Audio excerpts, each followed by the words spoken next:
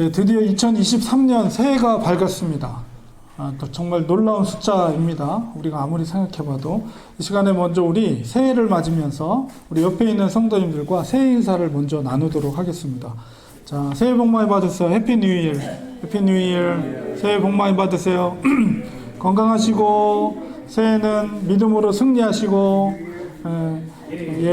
자녀들이 형통하길 바랍니다. 축복합니다. 새해 복 많이 받으세요. 네, 오늘 또 우리 이은경 집사님 이렇게 처음 방문해 주셔서 너무 반갑습니다. 네, 탐 성도님 너무 반갑습니다. 해피 뉴 이어. 해피 뉴 이어. 네, 우리 이은경 집사님 먼저 소개를 하겠습니다. 우리 오늘 처음 교회에 오셨는데요. 오늘 아침에 아주 맑은 목소리로 전화가 와서 저는 반갑게 우리 교회 예배 시간과 장소를 알려드렸는데요. 우리 박수로 환영하도록 하겠습니다. 잘 오셨습니다. 너무 잘 오셨습니다. 우리 첫날 이렇게 교회 방문해 주셔서 너무 반갑고 앞으로도 좋은 교제와 친교를 통해서 믿음으로 같이 성장해 나갔으면 좋겠습니다. 예, 오늘 특별히 1월 1일이고 또 이렇게 주일이라서 더 뜻깊은 그런 새해가 되었습니다. 365일, 2023년 365일 중에서 첫 번째 날 우리가 하나님 앞에 이렇게 예배 드릴 수 있다는 것이 얼마나 감사한지 모르겠습니다. 항상 이렇게 새로운 출발, 새로운 시작은 우리에게 기대와 또 소망을 갖게 합니다. 2023년 새해에는 여러분들 가정 가운데 더욱더 복된 소식들이 충만하기를 축복합니다. 또한 우리 렌추아니 교회가 영적으로 더 부흥성장해서 정말 하나님이 기뻐하신 선교적 일들을 능력 있게 감당하는 교회가 되기를 축원합니다. 자, 오늘은 이런 새로운 시작을 여는 날, 특별히 새로운 시작을 여는 한 사람에 대해서 살펴보겠습니다. 제가 2주 전에도 이 사람에 대해서 얘기했는데 바로 야곱입니다.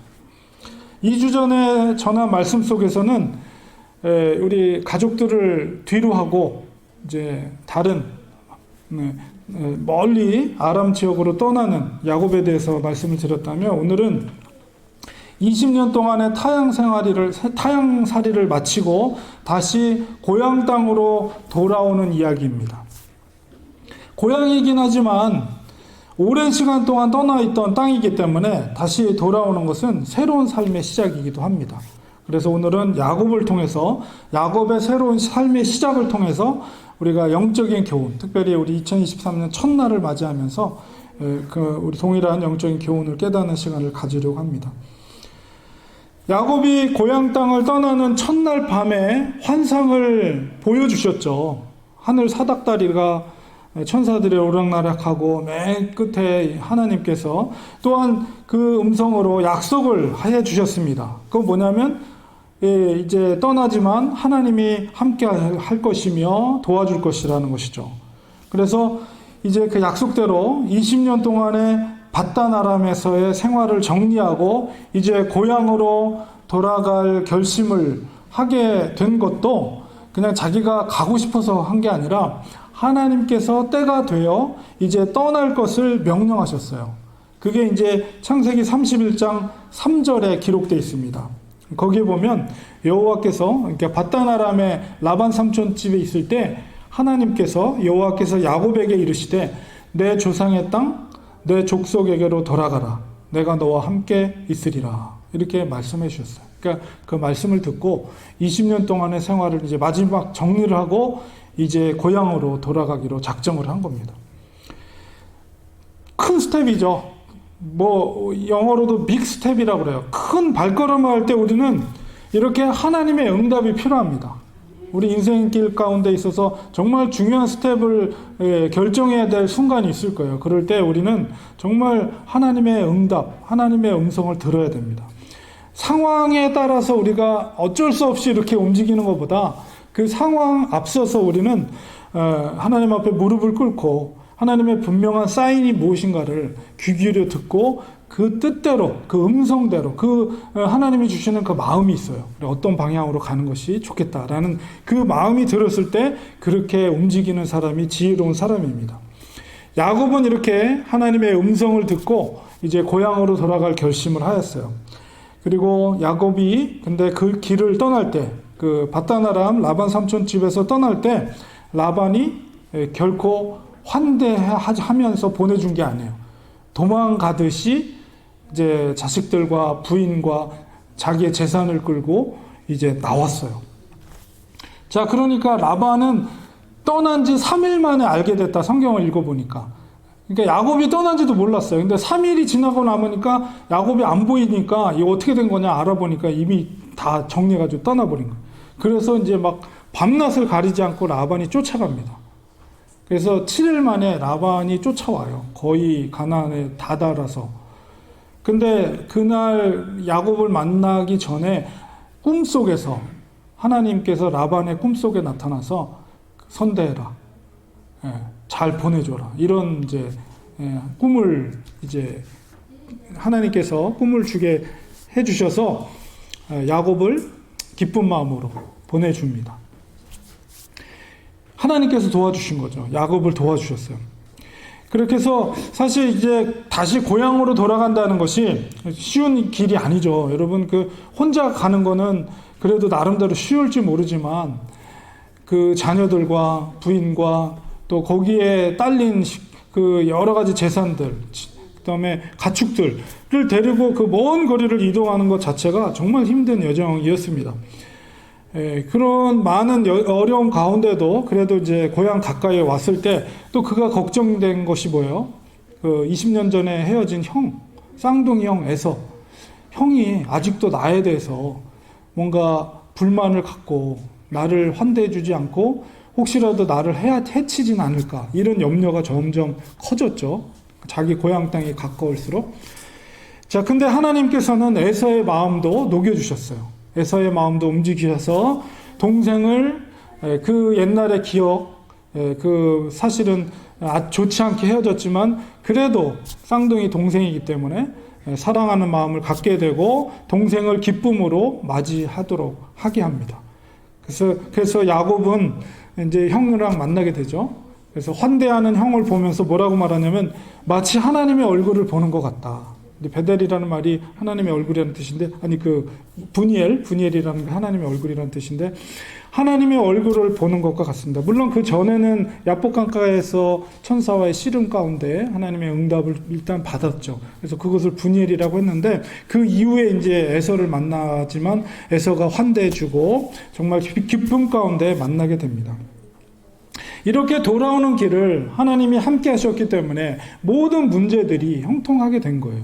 많은 문제들이 있었지만 그 문제들을 하나님께서 그 사람들에게 그런 용서의 마음, 환대의 마음을 주셔서 다 이렇게 무사하게 그 문제들을 넘어갈 수 있게 해 주신 것이죠.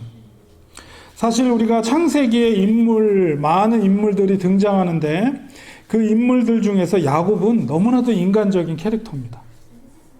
정말 약삭빠르고 아주 인간적인 방법으로 어떻게 하면 내가 살아남을 수 있을까? 이런 캐릭터, 우리들과 너무나도 유사한 점이 많은 그런 정말 훌륭한 믿음의 선조들이 있지만 그래서 저는 개인적으로 야곱이 참 정이 많이 가요. 우리랑 성정이 너무 비슷해서. 자, 그런데 이 하나님은 이 연약한 야곱을 어떻게 하셨습니까? 그럼에도 불구하고 우리 박 집사님 말씀하신 것처럼 그렇게 약삭빠르고 깨가 많은 그런 야곱임에도 불구하고 신실하게 약속을 지켜가는 하나님의 성실하심이 너무나도 놀랍다는 생각을 갖습니다. 그걸 통해서 우리가 느낄 수 있는 것은 야곱처럼 우리 야곱 빠진 우리들도 하나님께서 긍휼히 여겨주셔서 우리를 얼마나 그래도 성실함으로 우리를 지켜주시고 도와주실까 그런 마음을 갖게 합니다. 자, 야곱이 드디어 가나안 땅에 무사히 도착했고 처음에 그가 자리를 잡은 곳이 이제 야곱이 자리를 잡은 곳이 이 세겜 땅이에요. 제가 사진을 가져왔고 지리적으로 이제 저 밧단 아람 하란 쪽에서 쭉 넘어와서 이제 분이엘이 이제 그 요단강 동쪽에 있어요. 분이엘, 마하나임 여기까지 나를 도와주셨습니다. 했던 거기에서 이제 형을 만나고 건너편에서 저 세겜이라는 곳이 여기 이제 지도에 나와 있는데 세겜 저기에다가 자리를 잡았어요. 처음에. 세겜이라는 것은 물론 지금은 이제 이 출애굽 한참 후에 출애굽 사건이 있죠. 모세의 출애굽 사건은 이제 12명의 지파들이 이집트로 가서 그 민족을 이루는 거니까 몇백 년 후의 일이긴 하나 어쨌든 이 세겜이라는 땅은 굉장히 이스라엘 역사에 있어서 의미 있는 장소예요. 무엇보다도 출애굽했던 이스라엘 백성들이 요셉 12명의 아들들 중에서 11번째 아들이었던 요셉, 이집트의 총리가 됐던 요셉의 유고를 430년 동안 그들이 지키고 있다가 이제 40년 동안 광야 생활하고 그 유고를 이제 안장한 땅이 바로 이 세겜 땅입니다. 그리고 이 세겜 땅에서 여호수아가 어떻게 했어요? 여호수아가 땅을 정복하면서 길갈 넘어서 여호수아가 땅을 정복하면서 바로 저 세겜 가운데를 중심으로 해서 오른쪽이 에발산, 이제 왼쪽이 그리심산이에요. 그래서 에발산이 저주를 하는 6개 지파를 이쪽에 하고 저주를, 그러니까 언약 관계 속에서 율법을 낭독할 때 저주에 관련 6가지 얘기하고 이쪽 그리심산에서는 축복에 관한 약속의 말씀을 바로 이 세겜 땅에서 선포를 했던 그 땅이 이제 여호수아가 물론 수백 년 후죠. 그리고 이제 이곳이 북쪽 이스라엘, 남북이 갈라졌을 때 북쪽 이스라엘, 르호보암인가요? 르호보암 왕이 처음에 수도로 잡았던 땅이 세겜입니다. 물론 그 이후에는 사마리아로 옮기긴 하나 이제 첫 번째 북쪽의 수도가 세겜 땅이었고요. 그래서 굉장히 역사적인 그런 땅이기도 합니다. 어쨌든 여기에 이제 야곱이 자리를 잡은 거예요. 자리를 잡았는데 여기서 예기치 못한 또 사건이 발생이 됩니다. 어떤 사건이냐면 레아의 딸 중에 디나라고 있었어요. 디나가 그 가나안 족속 중에 휘 족속의 그 하물이라는 사람의 아들이 땅 이름과 같은 세겜이었는데 그 사람이 그 지역의 추장이었는데 그 디나를 보고 반한 거예요. 이방 여인인데 굉장히 아름다웠나 봐요. 그러니까 반해서 그거를 공식적으로 청혼을 해야 되는데 그렇지는 않고 아예 그냥 겁탈을 해버린 거예요. 그러니까는 그 디나의 그 같은 그 레아의 아들들 중에 그 같은 오빠가 누구냐면 시므온과 레위가 같은 형제자매예요. 그러니까 이 시므온과 레위가 아주 그냥 폭발했어요. 자기 여동생을 그렇게 겁탈한 거에 대해서 용서할 수 없다. 그래서 이제 결혼을 빙자해 가지고 너희들이 디나를 진짜로 사랑해서 신부로 맞이하려면 너네들이 할례를 행해야 된다. 이렇게 요구를 한 거예요. 그러니까 너네 그 부족의 남자들은 다 할례를 행해야 된다. 그러니까는 이 세겜이라는 추장도 진짜 이 디나를 사랑했던 것 같아요. 그러니까는 진짜 그 말대로 다 할례를 행해요.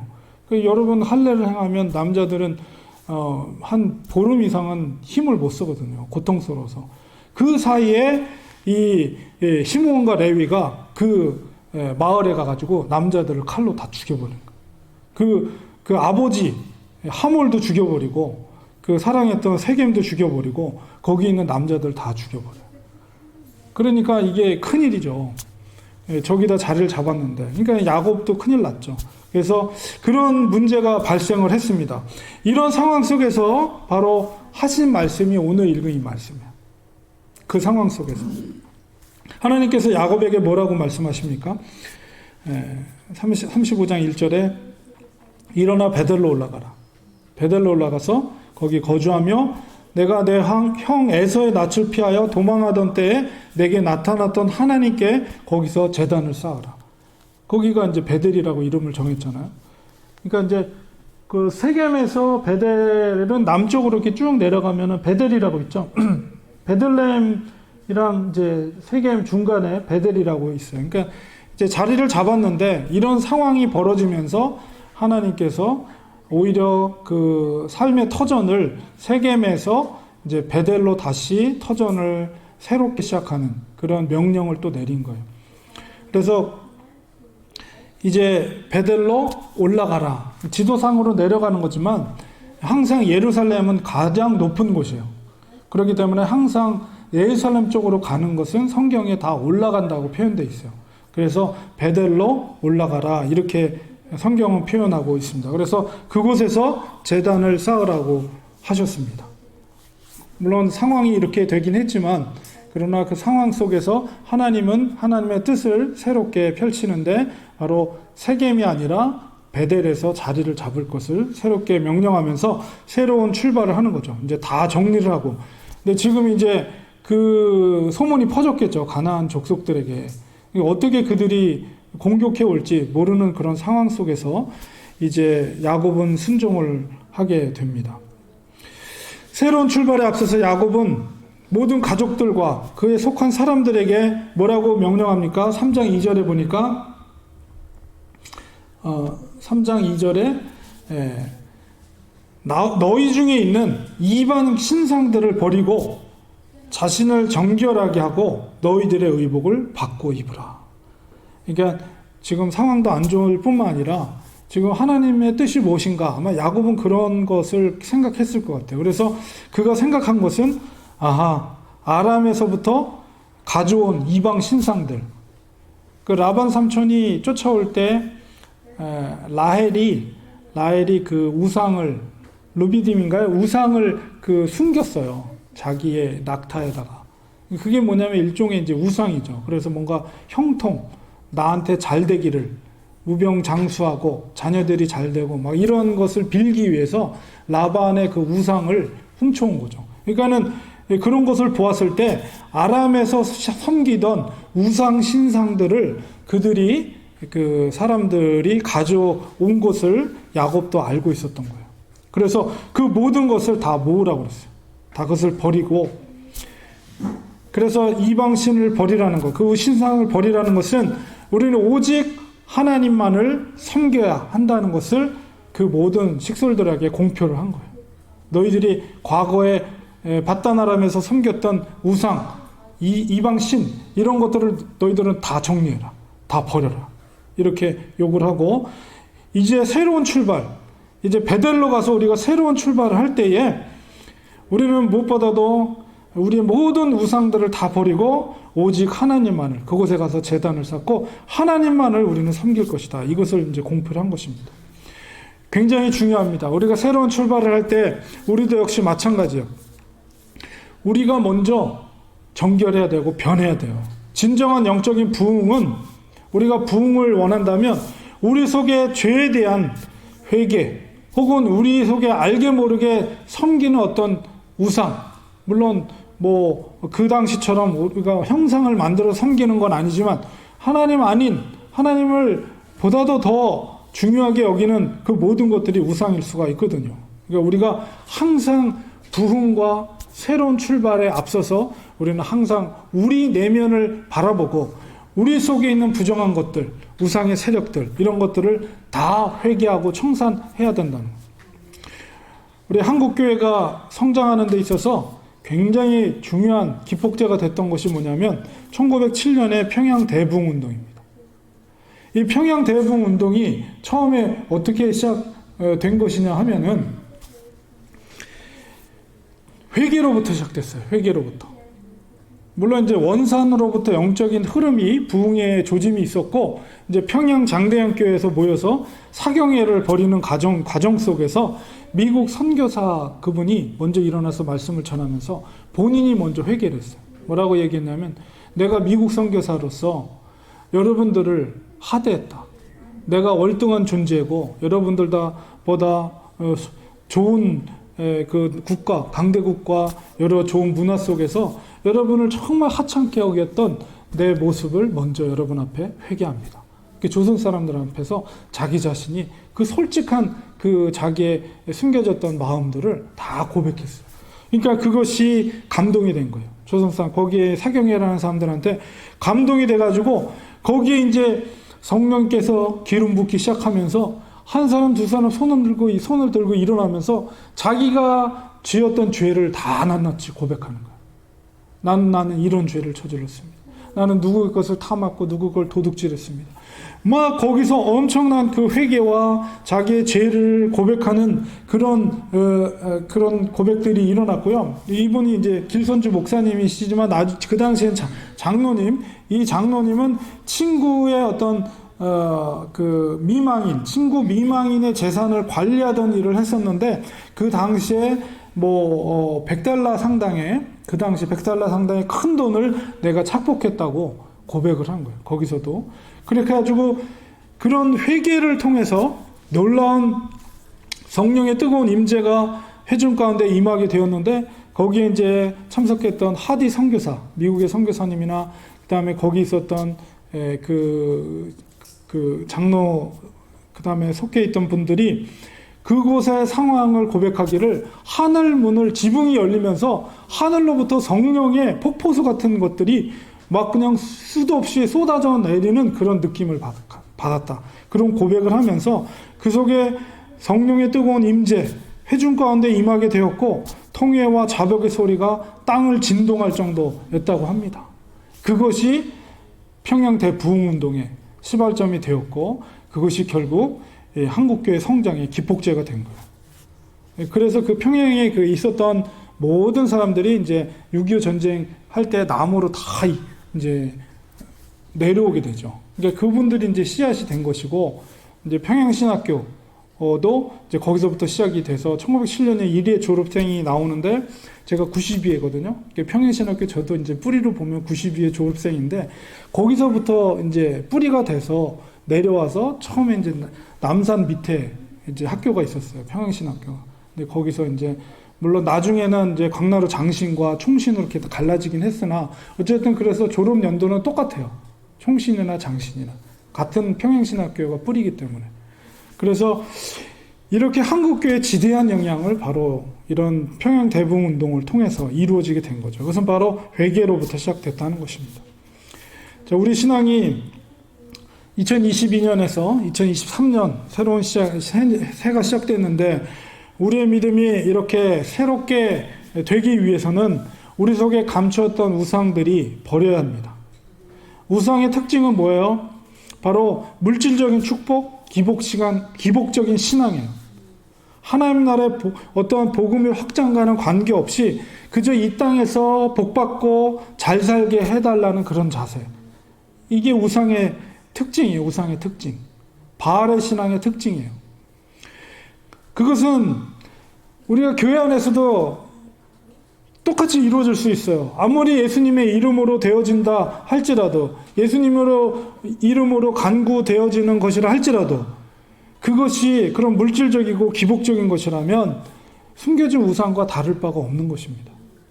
그렇기 때문에 우리는 그런 물질적인 복을 축복의 기준으로 절대화해서는 안 돼요. 우리가 연초에 받았던 연봉이 연말에 됐을 때 뭐 갑절로 연봉이 늘어났다. 그것을 그저 복이라고 절대화해서는 안 된다는 것이죠. 하나님이 우리에게 원하시는 것은 그런 세속적인 기준이 아닙니다. 우리는 그런 세속적인 기준을 내려놓고, 하나님이 우리에게 원하시는 것은 우리의 삶에 하나님을, 예수 그리스도를 삶의 중심에 두는 거예요. 예수보다 귀한 것은 없습니다. 복음을 위해 사는 것보다 가치 있는 삶은 없습니다. 그게 복이에요. 우리 삶의 중심에 오직 예수만 모시는 것, 하나님이 우리에게 원하시는 거예요. 그렇게 중심에 예수를 모시고 살 때 하나님이 때로는 물질의 복을 줄 때도 있고요, 더 귀하게 높일 수도 있어요.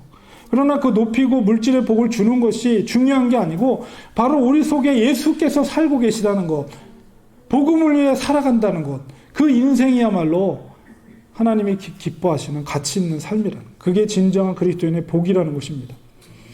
야곱은 또한 자신을 정결하고 의복을 바꾸어 입으라고 명령했어요. 야곱의 시대는 아직 율법의 시대가 아니에요. 모세가 태어나지도 않은 시대이기 때문에 율법이란 존재하지도 않았던 시대. 그러나 이 속에서, 야곱의 이 고백 속에서 분명한 신앙의 기준을 우리는 알게 되는데, 그건 뭐냐면 거룩함을 지키는 거예요. 너희들이 자신을 정결하게 하라.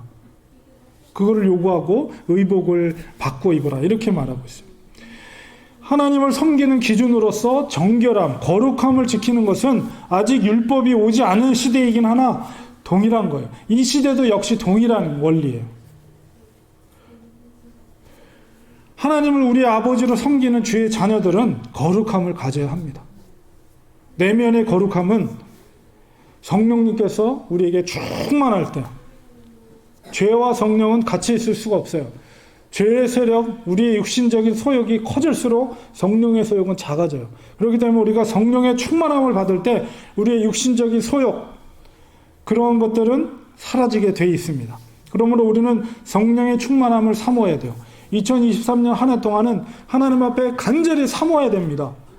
내가 너에게 선한 것을 줄 것이다. 그 선한 게 뭐라고 그랬어요? 좋은 것을 줄 것이다. 성령을 줄 거라고 그랬어요. 누가복음에. 우리는 성령을 사모해야 됩니다. 2023년 동안 우리는 더 사모하는 마음으로 성령을 구해야 돼요.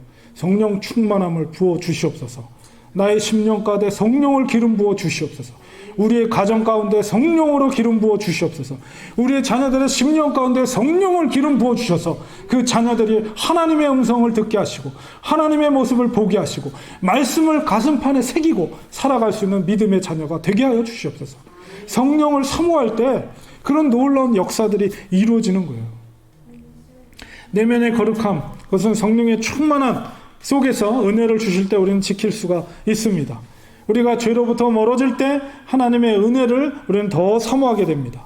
세상과 멀어지고 하늘의 소망을 갖게 됩니다. 우리가 거룩함을 유지할 때 하나님을 우리는 더욱더 가깝게 만날 수가 있는 거예요. 야곱은 가족들에게 권면합니다. 베델로 올라가자. 20년 타향살이 가운데 함께 하신 하나님을 예배하기 위해서 새로운 출발을 하고 있어요. 베델로 올라가자. 내가 환난 날에 내가 응답하시며 내가 가는 길에서 나와 함께 하신 하나님. 그 하나님께 내가 베델에 가서 제단을 쌓겠다. 그곳에서 하나님을 섬기며 그곳에서 터전을 잡고 하나님만을 섬기겠다. 그 이야기를 하는 거죠. 야곱은 20년의 타향살이 가운데 하나님이 어떻게 도우셨는가를 고백하는 것이에요. 하나님은 환난 날에 응답하셨습니다. 하나님은 나그네와 같은 그 외로운 길 가운데 야곱과 함께 해주셨습니다. 야곱의 하나님이 우리의 하나님 되기를 소원합니다. 2023년 새로운 한 해가 밝아졌습니다. 어떤 일들이 한 해 동안에 펼쳐질지 우리는 몰라요. 그러나 모든 것을 알고 계신 하나님께서 우리와 동행해 주신다면 우리는 안전합니다. 베델로 올라가자. 야곱의 고백처럼 우리들도 베델이 뭐예요? 하나님의 집이에요. 베스라는 것은 하우스, 집이고 엘은 하나님. 하나님의 집에 올라가자. 하나님의 집에 거하기를 사모하는 2023년 되기를 소망합니다. 하나님의 집에 거하며 여호와를 기뻐하고 여호와께 기쁨의 제사를 올려드리는 성도 되시기를 축원드립니다.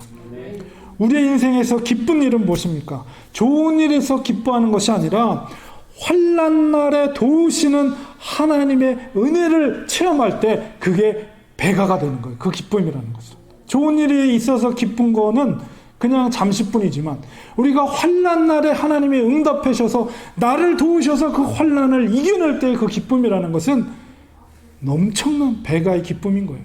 우리 2023년에는 우리는 그런 기쁨을 체험을 해야 됩니다.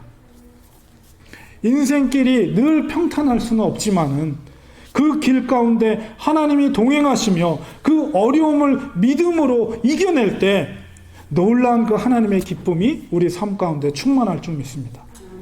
2023년 우리 연말이 됐을 때 12월 이제 마지막 날이 됐을 때 우리 모든 교회 성도님들이 그런 믿음의 열매 그것을 큰 광주리에 가득가득 채워서 하나님께 감사의 그 열매를 올려드리기를 간절히 축원드립니다. 무엇보다도 야곱이 모든 식솔들에게 뭐라고 그랬어요? 믿음의 본을 보여줬죠. 우리가 베델로 올라가자. 너희들의 우상을 다 버리고 이 그림을 보면 이게 뭐냐면 우상들을 특히나 여자들이 많이 갖고 다녔어요. 그거를 귀걸이니 뭐 이런 게 다 우상과 관련된 거예요. 그거를 다 이제 걷어다가 여기 상수리 나무, 도토리 나무예요. 이스라엘에 가 보니까 정말 도토리 나무가 엄청 많더라고요. 그러니까 제가 이제 아둘람 굴 거기도 가 보니까 도토리가 이만해. 도토리 나무, 상수리 나무 밑에다가 땅을 파고 그 우상을 다 버리는, 거기다 묻는 거예요, 지금. 그 장면에. 이게 야곱이고. 이 대부분 여자들이잖아. 우리가 그 기복적인 우리 자녀들, 우리 기업이 잘 되고 남편이 잘 되고 그 한국 사람들이 갖고 있는 그런 기복 신앙들이 있어요. 물론 그것으로 인해서 기독교가 우리가 한국 교회가 더 뿌리를 잘 내렸다는 것도 있지만 어쨌든 우리는 정말 한 해 동안 진정한 베델로 하나님의 집을 사모하며 우리의 숨겨진 우상들, 하나님 아닌 다른 것들을 다 묻어버리고 정말 본을 보이고 가족들을 믿음의 권면을 하면서 믿음의 제사들을 가족들과 함께 드릴 수 있도록 우리 가족들이 정말 하나님을 공경하고 모든 가족들이 하나님을 사랑한다면 그것만큼 복된 것이 어디 있겠습니까? 그래서 2023년 한 해에는 모든 가족들이 하나님의 집 베델에 모여서 하나님께 제사 드리는 믿음의 가정들 되기를 주님의 이름으로 간절히 축원드립니다. 기도하겠습니다. 하나님 아버지, 2023년 새로운 한 해가 시작이 되었습니다. 하나님, 또 첫날을 우리가 주일로 하나님 앞에 올려드립니다. 그리고 우리의 모든 한 해의 시간들을 하나님 앞에 의탁합니다. 하나님께서 야곱과 함께 해주셨던 것처럼, 환난 날에 응답해 주셨던 것처럼 우리 1년 동안에 어떤 일들이 우리의 가정 가운데 이루어질지 알지 못하지만 주님과 늘 동행하며 어려운 일이 있을 때마다 주님과 함께함으로 그 믿음으로 이겨낼 수 있는 저희들이 될 수 있도록 도와주시고, 마지막 연말이 됐을 때 오히려 감사의 예배를 우리가 또한 드릴 수 있는 우리 사랑하는 성도님들 모두 되게 하시고 가정들 될 수 있도록 축복하여 주시옵소서. 예수님의 이름으로 기도드리옵나이다. 아멘.